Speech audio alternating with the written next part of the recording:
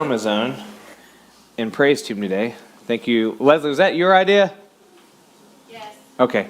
So thank you, ladies. We had an all-ladies praise team, and you guys rocked it. So if you guys see one of the ladies after service, tell them thanks, because they did that on their own initiative, and y'all did great. So I'm proud of you guys. All right, just a few announcements, and we good, Adam? Cool. All right. We've been talking about Barbuda, been saying, hey, if you're interested, start thinking about it, start letting me know. So I'm going to go ahead and put a deadline down because we're just shy of a little under 4 months out. So Sunday, July the 13th, after each service, we're going to have a meeting. I'm going to give you the information you need to know, and we're going to start moving forward. We have a lot of people interested, but we got to get this ball rolling if we're going to get a team together and get all the logistics taken care of. So if this is something you're wanting to do, let me know. And then I will see you on the 13th. That's 2 Sundays from now. And we'll go over what to expect. I'm going to try to get a rough estimate on costs this year, things like that, and we'll start moving forward. I also want to say thank you for anybody who participated, our sponsors, people that helped with organization, and people that showed up to play. Our golf tournament was yesterday. That's why I'm a little red in the face. And I promise you, I put sunscreen on. Shout out to my girl Shelby and Anthony. That family, they're my small group. They showed up and they're like, hey, we got something for you. And I'm like, oh, great, a treat. And Shelby pulls out sunscreen. And I'm like, how did you know I didn't bring my sunscreen? And y'all, for real, I had it set out. And then I walked out the door and it was sitting right there where I had left it. And she said, we've been in small group with you for going on 15 years. And so she said, I know you would forget your sunscreen. And so I put it on. So I'm not more burnt than I am because of the Barnetts. But thank you for all our sponsors. Thank you for all that turned out. We had an amazing day. We even had a storm roll in. Y'all, if you don't think golf is exciting, go play in the middle of a wicked thunderstorm. It was wild. I'm talking about you're seeing like 3 lightning strikes behind you, and then you tee off, and you're like, wow, that was crazy. Then when you turn around to go back to the cart, oh, there's another strike over on the distance. I mean, we were surrounded by lightning. It was a blast. We were like playing on the edge. Nobody wanted to go in. The golf course actually had to call a hold on it and make us come back. So we had a good time, and they didn't take it. I tried to get them to use Jesus rules. Jesus taught us the first shall be last and the last shall be first. And I tried to say, hey, that's what Jesus said. And we would have won. But they didn't buy that, so I got last place. But I told you guys, we were there to have a good time and not be good. So we knew who we were. But we had a great time. Also, let's go back to that idea. July the 13th.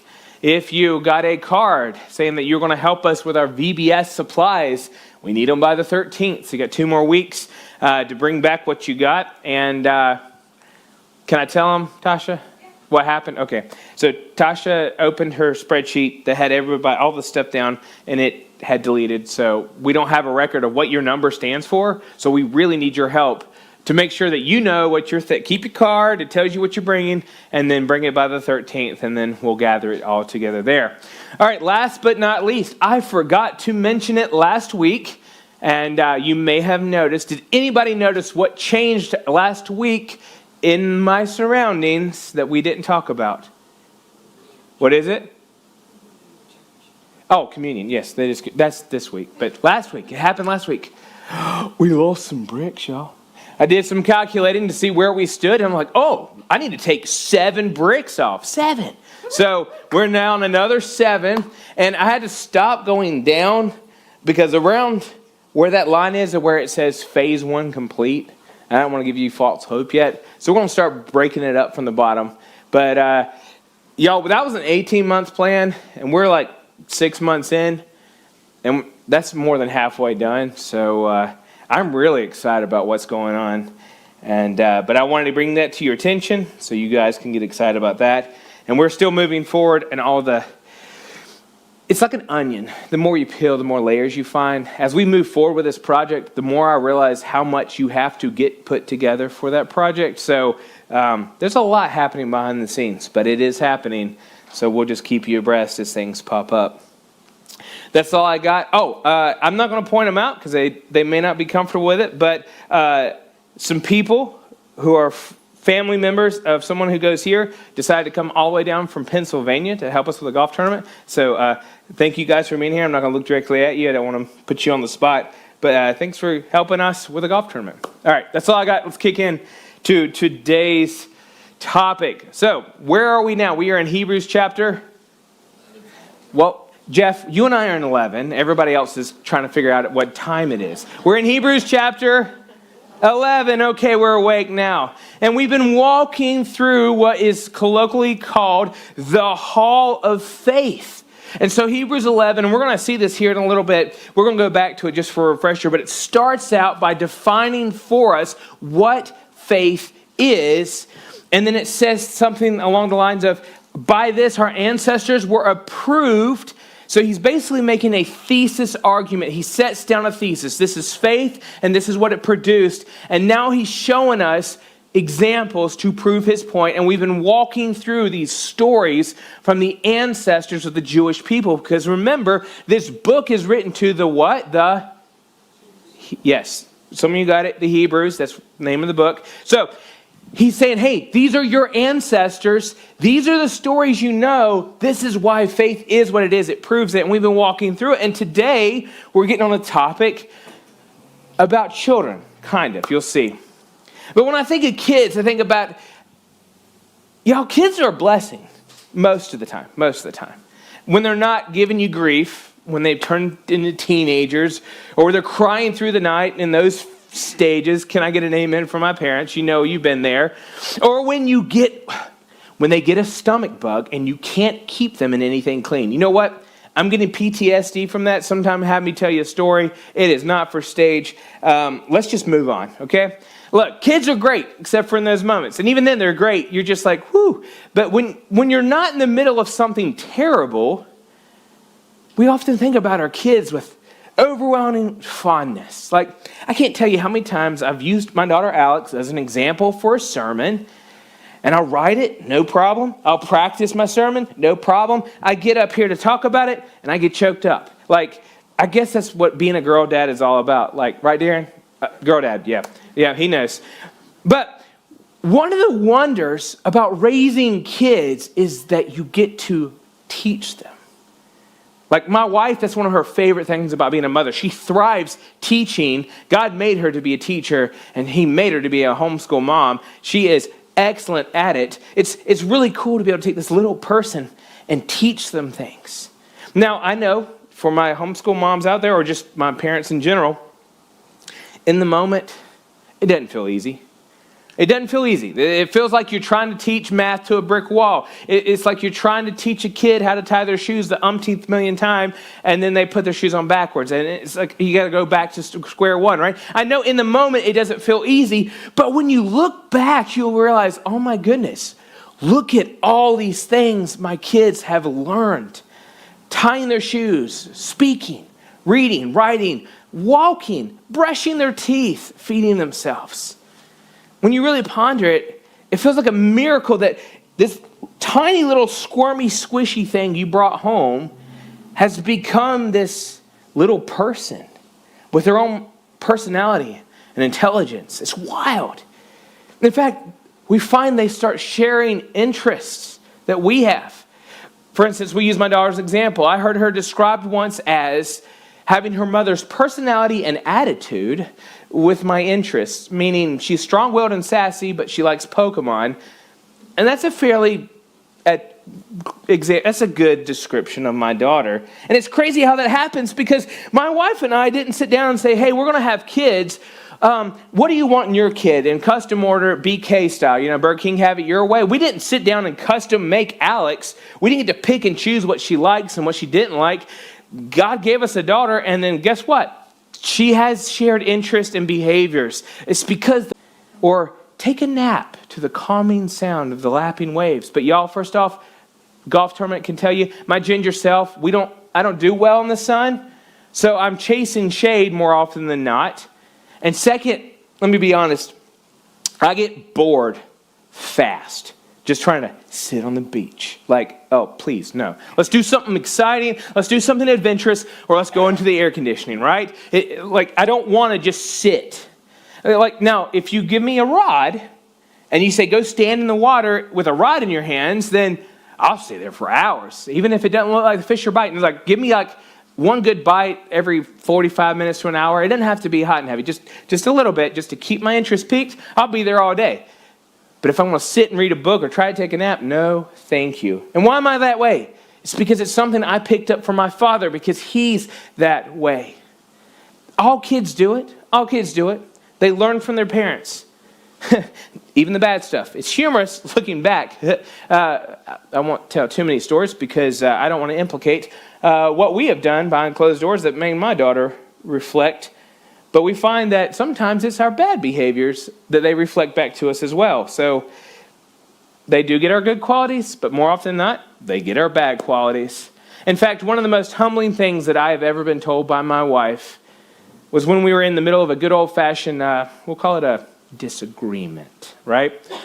And as usual, look, let me be honest. I'm not a perfect person. Just because I'm up here and people call me Pastor Ben, I am not a saint. I promise you. You don't believe me? Ask my wife. I am not a perfect person. And the case in point, in the middle of this disagreement, we'll call it, I was showing my tail. We'll put it that way. I was not behaving in a manner fitting a man my age. And my wife looks at me in the middle of it and she says this thing. She says, is this how you want your daughter to be expected to be treated by other men in her life? Meaning, I'm setting a standard. Even if it's unintentionally, I'm setting a standard. My daughter's seen her father act a certain way. And if I keep doing this, she may think that that is a behavior that is acceptable in men. And I don't want her making a decision. Because y'all, if I ever saw some young twerp acting toward her the way I was acting toward my wife, let's just say that little fella would catch these hands real fast, real fast. But here I was doing that to her mother, demonstrating a behavior of a man in front of his daughter. And when I realized, I pumped the brakes real hard, because that is a hard pill to swallow. All of us who have been blessed by a little one in our lives, whether biological, through marriage, adoption, nieces, nephews, grandchildren, whatever it is, we who have had little ones watching us need to wake up to the fact that what we say and what we do matters, because they are watching. Now, the good news is they see our good moments too. For instance, one day my wife and I were struggling because, y'all, ministry can be hard. And so we were struggling, though we knew God would provide, and though we were trying to have faith in God's provision, at the moment things were financially tight in that situation for the church. And as church leaders, that weighs heavy, and so we're working through it. We don't know she's paying attention. We think she's over there playing with her toys or playing a video game or something. But from the other room, Alex just calmly says, don't worry, guys. God will provide. How did she know that? Well, she heard us talking about it. She's heard us teach it. And she's, for the most part, watched us rely on God's providence. And so for her, with a child's full faith, full belief, it was the simplest answer. It's almost like in that moment, the student had become the teacher. And she was right. Today, I know you're probably wondering what this has to do with Hebrews 11. We're going to see this kind of play out in Hebrews chapter 11. For the last several weeks, we've been walking through the story of Abraham, because he's mentioned several times in Hebrews 11, and through extension, his wife Sarah. We've watched them step out in faith. We've watched them be obedient in faith. We've watched them even surrender the things they loved to God in faith. And most of these faith steps circle around a promise. They were promised a child, and we finally see him. We got to talk about him last week, the promised child, Isaac. Now, if you remember from last week, we made a note. It seemed like Isaac had already begun to share the faith of his father Abraham, because when Abraham was called to offer Isaac as a sacrifice, we have no record of any struggle. We don't know if there was or not, but we don't have a record of it. So it seems to indicate that young Isaac, though he was tied up and laid on the altar to be killed as a sacrifice, he shared the faith of his father, because he had asked, hey, Father, where's the sacrifice? And Abraham said, don't worry, the Lord will provide. But we can confirm today that even if it wasn't in that moment, that the faith of the father, Abraham, had indeed passed down to the son, Isaac.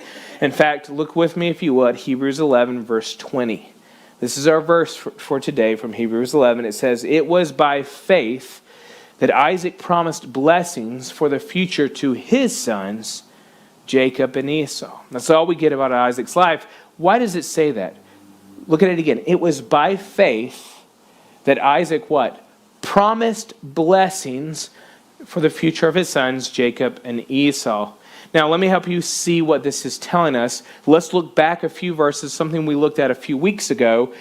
Rewind back to Hebrews 11, verse 8. Let's look at 8 and 9. It says, "It was by faith that Abraham obeyed when God called him to leave home and go to another land that God would give him as his inheritance. He went without knowing where he was going, and even when he reached the land God promised him, he lived there by faith, for he was like a foreigner living in tents." And here's where I want you to pay attention. "And so did Isaac and Jacob, who inherited the same promise." You see, God had made a promise to Abraham a long time before Isaac was ever born. But we see here that the generations following carried the legacy of that promise, passed on from father to son.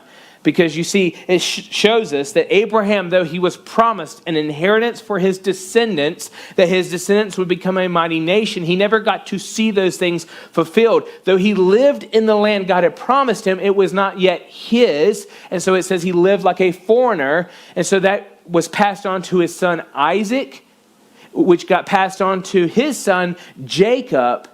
It's not until Jacob's son Joseph gets taken off to Egypt that the Jacob's family moves from the promised land to Egypt to survive a famine. They live there for a while, and 400 years later, after being enslaved, God brings them back to conquer the land so that it can become theirs.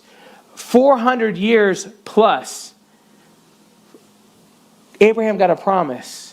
It wasn't until that much later that his descendants got to see the promise given. And we're going to talk about that more in coming weeks. But what you can see is this: the promise itself in faith was passed on as a blessing from father to son. In fact, when you walk through Isaac's life in the book of Genesis, you see that eventually, not right away, but eventually Isaac himself gets a direct visit from God like his father Abraham had experienced. But it was much later in his life.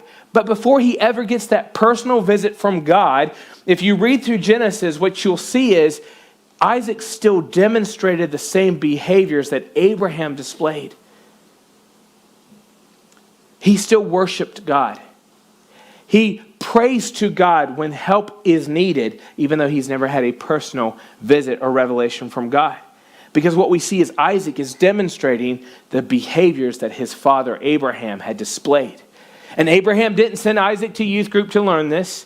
He didn't get him involved with some young adult small group. He didn't bring him to church every Sunday. There was no church back then.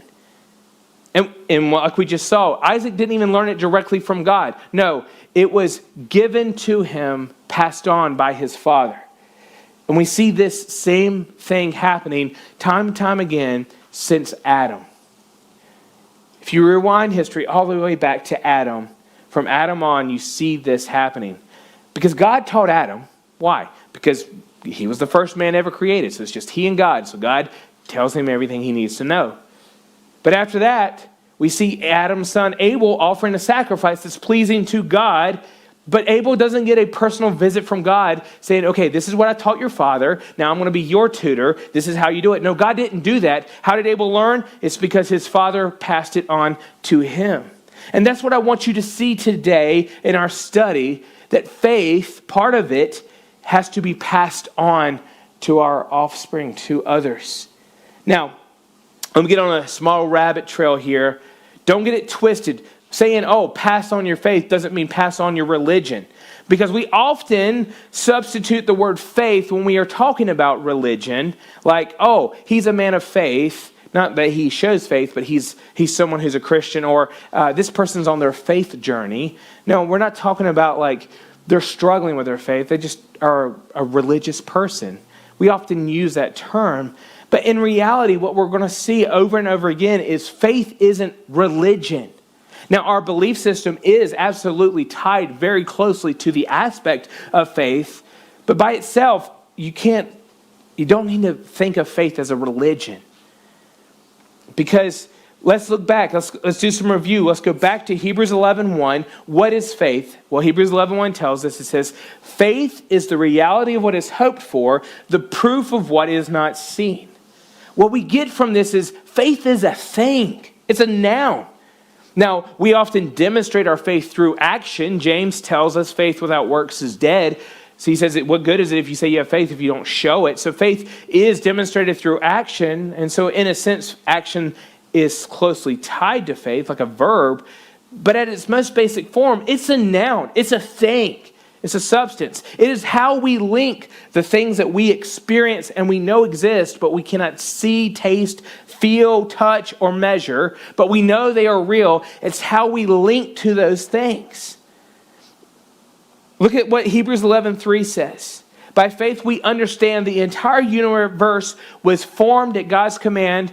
That which we now see did not come from anything that can be seen. Faith ties us from the unseen back to the seen. It helps us bridge the gap. It is a thing.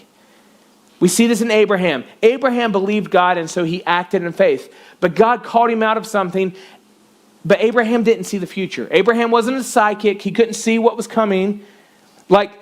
It's not like Google got together and hired a team of psychics to create the newest app, Google Maps for your life, where it does turn by turn for your future, right? He didn't have that. God said, go out, I'll tell you when to stop, and Abraham did. It linked, his action and obedience linked from a promise that could not be proved until it came true. But yet he still acted. But look back, since we're already looking at the earlier parts of Hebrews 2, or Hebrews 11, look at verse 2. I think this isn't poignant for us. It says, for by this our ancestors were approved. So verse 1 told us what faith was, and it says verse 2, for by this being faith, our ancestors were approved. Well, approved by whom? Hebrews 11:6, it is impossible to please God without faith.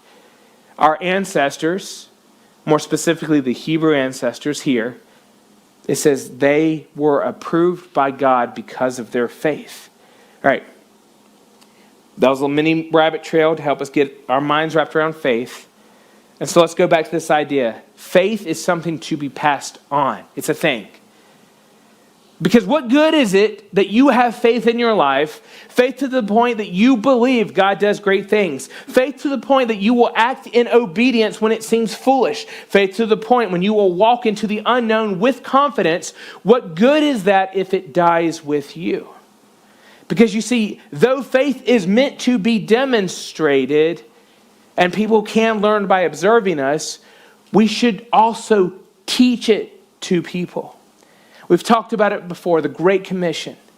It's something we should all be doing. Why?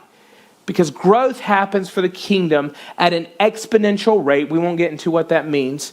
But growth happens at an exponential rate when we make disciples who then go on to make disciples themselves. It's organic, it's exponential, it explodes. Keep that in mind. We're going to come back to the Great Commission. But I want us to first really ponder what it means for a parent to pass on their faith to their child. You see, Isaac was demonstrating the faith of his father when he prayed the blessing over his sons, passing it on. And in the end, though his life is colorful, just read Genesis, Jacob himself does the same thing. In fact, you often in the Old Testament hear God referred to as the God of Abraham, Isaac, and Jacob. Why? Because what began with the father of the Hebrew people, Abraham, was passed on through the generations. When I'm doing a baby dedication, one of the passages I often go to is Deuteronomy. Deuteronomy chapter 6. You see, in Deuteronomy 5, God gives his people some commands, and Deuteronomy 6 comes on the heels of those commands. And this happens after the people have been released from Egypt and are going back into the promised land. Remember, we talked about it. God made Abraham a promise he passed on to Isaac, who passed it on to Jacob, who passed it on to his sons, who passed it on to their sons. And even when they lived as slaves in a foreign land for over 400 years, they passed on the promise first given to Abraham, and now they're on their way to see the promise fulfilled. And we pick up in Deuteronomy 6, verse 1. So in 5, it gave us the commands. And verse 1 says, these are the commands, decrees, and the laws the Lord your God directed me to teach you, to observe in the land that you are crossing the Jordan to possess. They're on their way to the promised land. So that you, your children, and their children after them may fear the Lord your God as long as you live by keeping all his decrees and commands that I give you, and so that you may enjoy long life. Hear, Israel, and be careful to obey, so that it may go well with you, and that you may increase greatly in the land flowing with milk and honey, just as the Lord, the God of your ancestors, promised you. God makes it clear here. The information spoken to the people of Israel was to be passed down through the generations. He didn't say, hey, you got this revelation from God today, and when your kids grow up, I'm going to do that again. No, he says, you pass it down. And like I said, the original promise to Abraham is mentioned right here, showing that this promised nation that Abraham had been told his descendants would become, were now here, and now God's given them the land. He grew Abraham's family, and now he's given that family the land. But when it comes to passing on the faith, God didn't leave us to figure it out on our own, like, good luck with that. No, because if we continue in Deuteronomy 6, he gives us a blueprint to follow. So let's continue now, verse 4. He says, hear, O Israel, the Lord our God, the Lord is one. Love the Lord your God with all your heart and with all your soul and with all your strength. These commandments that I give you today are to be on your hearts. And here's where I want you to focus. Verse 7. Impress them on your children. Talk about them when you sit at home and when you walk along the road, when you lie down and when you get up. Tie them as symbols on your hands and bind them on your foreheads. Write them on the door frames of your houses and on your gates. What you need to see here from this passage is this. Parenting is disciple making. Plain and simple. And if nothing else today, I need you to lock in on this. It has to be intentional. It has to be intentional. Nothing we just read from Deuteronomy 6, none of that is done through happenstance. It says to impress them on your children by talking about them as purpose. Talking about them when you sit at home or when you're traveling. It says when you lie down, talk about them. And when you get up in the morning, talk about them. Teach them. Be intentional. You have to choose to have spiritual conversations with your kids. You have to be intentional about, as a family, going over the promises of God and showing the reliability of God in his promises. You have to be intentional in enforcing discipline to correct behaviors and heart alignments that are in opposition to God so that you teach them to be in alignment with God. But guess what? In order to do this, you as the parent have to be well-versed in what you're passing on. That means mom and dad, grandpa and grandma, aunt and uncle, whatever your relationship with a child is, I ask you, how is your own relationship with God? Are you living a life of true faith in alignment with what we've seen demonstrated week after week in Hebrews 11? Do you yourself believe the promises of God? If you say yes, then do you yourself actually live your life as if you do believe those promises? Do you give God your first and your best because you understand your income comes only because of God? Do you trust him with the direction of your life and your family's life? Or do you decide you're the estate planner and you're going to try to squeeze out as much life from time as you can? Do you see your job as a mission field or just merely a way to make money? Do you, when you interact with your friends, do you see it as a way to spread the gospel? Or do you take it as a moment to hide the truth and just have fun? Because everything we do is teaching the little ones watching us. The good and the bad, we are teaching them. And y'all, I'm just as guilty as anybody else here. So I need this just as much as you do. But we have to wake up. Y'all, 11 years has passed since Alex was born. 11. Over half her childhood is gone. In 7 years, she will be 18, and the world is fighting for her every step of the way. And that 11 years happened in the blink of an eye. Poof, we're here. And it doesn't seem like it in the middle of it. When things are tough, it seems like time's really taking its sweet time. But before you know it, when you look back, time has passed. And so what it shows us is we have to be intentional. We can't wait. Every day is precious. And here's the thing, this message isn't just for parents either. Because we all, in some way, shape, or form, have an influence on the next generation of believers. And so whether it's a kid of your own, maybe it's a blood relative, or maybe it's just an interaction you have with other people, we all have an influence. In fact, my own life was shaped in part by the many teachers I had growing up who were intentional with me, not just my parents. But you see, all of us have to lock in with God first before we can teach others. So don't delay. Start now. Live every day with purpose. As we come to a close, though, I want to help you see how this transcends just more than just teaching your kids. We talked about the Great Commission. All this is tied to the Great Commission. Because parents, grandparents, you're assigned a little disciple when they're born. But we all are called to make disciples. And so the same principles we just covered today about being a parent and how to properly interact with our children, it applies for all of us when we interact with other people. Because the reality is there's no 12-step program to making a disciple. If you follow this formula, you've magically made a disciple. All discipleship is this. It simply means finding that person that God is leading you to create a relationship with that person, and then do life together. I myself, I have 4 young men I have purpose to start discipling. I've been working with them. Just by saying that out loud, I almost didn't put it in, because just by saying that out loud to you holds me accountable for doing this. But with those 4 young men, I do life with them. I teach them in word and deed. I try to show them what it means to be a Christ follower, because they are the future of the church. All around us, churches are dying. They're closing their doors. The buildings are being turned into bars or breweries or knocked down for condos. All around us, churches are dying. Because in those churches, there were more deaths than births or people being brought in.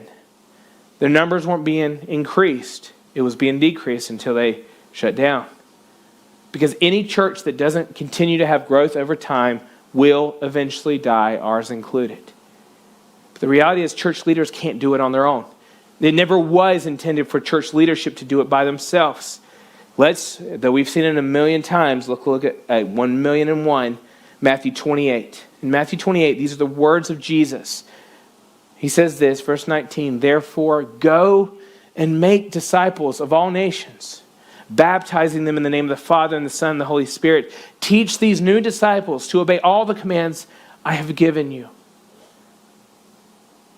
And so right now when we're talking about that, if God is not putting someone on your heart and mind, I need to be intentional with this, then start praying right now that He reveals that person to you, because we all have at least one. And so I ask you, who's your one? Who's your one? If you know who it's supposed to be, then be intentional. Bring them to church, but don't just stop there. Walk life with them. Do Deuteronomy 6, what God told parents to do to kids, do that with the person God has put on your heart, which means talk about God when you sit down together. Talk about God when you're traveling together. Talk about God before you call it a night. Talk about God again when you wake up the next day. Do it over and over and over again, because eventually they will become a Christ follower themselves. And then the 2 of you can each choose another person to influence, and they can become your next one. And that's where exponential growth comes from. You may start with just one. You may start getting more than one. Jesus had 12. The 12 disciples were 12 men He intentionally chose to pour His life into for 3 years. But in the end, whether it's 1 or 12 or more, you still have to start somewhere. So I ask you again, who is the one you're going to start with? Us parents, grandparents, aunts and uncles, you already know you have one there. At least one, so you know where you need to start. But don't just stop there. Who is your one? In just a moment, I'm going to pray. And after that, we're going to take up the offering, as we typically do. But before we do that, we don't often talk about offering, so I want to take a moment to speak about our offering. The church functions 100% on the generosity of God's people. The church doesn't sell a product. We don't lease facilities for income. We have no other extra revenue besides what you guys give to support us. So first, let me tell you this. If you didn't know this already, we are so thankful for the generosity of you, God's people. Your generosity has allowed us to function for almost 30 years. Yeah, community is just a few years shy of 30 years being in existence. And we've been able to do that because of your support. But let's be real for a minute. Let's not talk about this church in particular. Let's just talk about the idea of giving. You see, when we give to God, what we're doing is we're demonstrating how much faith we have in His ability to sustain us and provide for us. That's what it boils down to. Giving is trusting God. And as we see today, we teach by example. And so when you consider giving today, or whenever you give, consider why you're giving. Consider the motive behind how much or how little you give. Because the reality is, our choices tell a story. For good or for bad, our choices tell a story. And it tells a story about who we believe God is. And if we do or don't believe that He will keep His promises, we tell that story to those who watch us. So consider, even in something as simple as your offering, what is the story you're telling somebody else? One last note. After I pray, after the offering, we'll have a final song, and then we'll have communion. That's another command God gave us, and we follow it. We pass that on to our children. So I would invite you, if you would like to participate, I hope you will, just stay around. And after the last song, we'll get everything set up. And when everybody settles down, we'll resume. Let's pray. God, we thank you so much for the call you've given us. It's hard to be thankful for responsibility because that puts us on the line. But today we're going to say that, God. Thank you for giving us the responsibility of passing on our faith. James is clear that faith without works is dead, meaning if we say we have faith but our lives don't show it, then it's just a dead claim. So God, we have to consider, what do our lives tell other people? How many people, first off, know we are believers? And then for those who have learned that we are believers, do we actually live that way? In the moments when we don't think about people watching us and we're just living our lives, even unintentionally, what is it we're demonstrating? For those of us who have been made parents, aunts and uncles, grandparents, we have an even greater responsibility because that little person is looking at us. They're trying to see, what do they do? When life gets hard, do they see us going to you, God, for help? Or do they see us trying to make it happen on our own? When life is plentiful, do they see us giving you thanks? Or do they see us being greedy and wanting more, or being prideful and showing off what we've got to others like it was our accomplishment in the first place? God, this goes on and on and on. Every decision we make, every behavior we demonstrate is teaching somebody. And God, I'll just for my own self say, I'm so sorry. Please forgive me. Because there have been numerous times in my life where I've been unintentional. Numerous times where I've not lived up to the calling, and I have taught people, especially my daughter, bad behaviors. I've not demonstrated your love. I haven't demonstrated reliance on your promises. I've demonstrated instead selfishness, pridefulness, arrogance. God, it's terrifying to realize how much time we've lost when we look back at the story of our lives. So God, for the rest of the time we have left on this earth, we pray that you will convict us, that from here on out, we live every day intentionally, that we make disciples, whether it's through our offspring or through friends, whether it's through coworkers or somebody we meet at random. God, that we start investing in people and we pass on the faith that was given to us. But God, we can't do that without your help. So we ask for your Spirit's leading today in our lives. Humble us where we need it. Encourage us where we need it too. And God, it's in your Son's precious and holy name that we pray all this today. Amen.